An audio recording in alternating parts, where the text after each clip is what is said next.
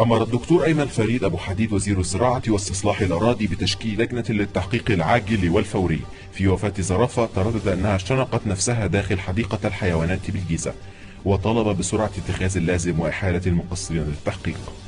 وللتعقيب على هذا الحادث كان لنا هذا اللقاء الحصري مع المدرب الشخصي للزرافة. اسمي إبراهيم البكباشي، لايف كوتش بتاع الزرافة الله يرحمها. صراحة يعني الصدمة كانت شديدة على الواحد. صراحة الحادثة ما فيش رواية واحدة بتقول اللي حصل بالظبط. ففي كام رواية كده الناس كانت موجودة، لأن أنا طبعا ما كنتش موجود.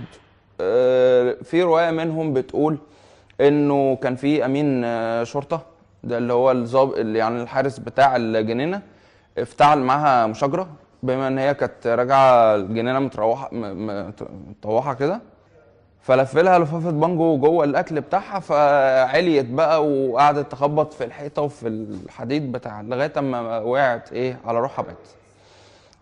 روايه تانية بتقول انه كان في شباب من فنون تطبيقيه كانوا بيروحوا الجنينه عشان خاطر يتاملوا جمال رجل الزرافه، طبعا لانها رجلها طويله فبيعتبروا ان ده تحدي لقدرات الانسان الخارقه. فهي صراحه ما فهمتش ده، ففهمت ان هم بيتحرشوا بيها، لانه دايما كلهم كانوا واقفين تحت رجليها، فكانوا دايما بيبصوا على فوق، فكانت فاكراها ان هم حاجه غلط، يعني استغفر الله يعني. في روايه برضو تانية بتقول ان هي كان في مره بتاكل ورقه شجر، فورقه الشجر دي وقعت على الارض، فحاولت تجيبها برقبتها يعني حاولت تجيبها برقبتها كده، فرقبتها يعني اتلوحت فوقعت على الارض ماتت. صراحه يعني انا فاكر اخر حاجه قالتها لي صراحه،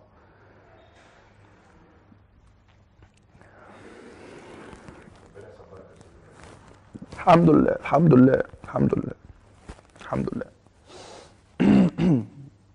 صراحة يعني آخر حاجة قالتها لي كانت يعني بعد التمرين، فبصت لي كده من فوق قالت لي والله يا كوتش الدنيا دي فانية وما عادش فيه ورق شجر يتاكل. وكان باين عليها صراحة، يعني من الأول كده أسبوع مثلا ولا حاجة كان باين عليها، يعني كان وشها أصفر. هي أصلا صحتها مش قد كده، رقبتها ملويه كده على طول. وكان كل الحيوانات بتستغل هذه نقطه الضعف وتقول عليها زرافه متنيه كده كلام من ده، وهي طبعا كانت بتاثر نفسيا. الفتره الاخيره برضو يعني استغفر الله كده ما كانتش بتصلي زي الاول، وبدات تقول كلام غريب ان احنا كلنا في الطبيعه ومش هنتحول لورق شجر في الاخر وكلام من ده، يعني استغفر الله العظيم. كان شباب بتوع محمد محمود كانوا فاكرين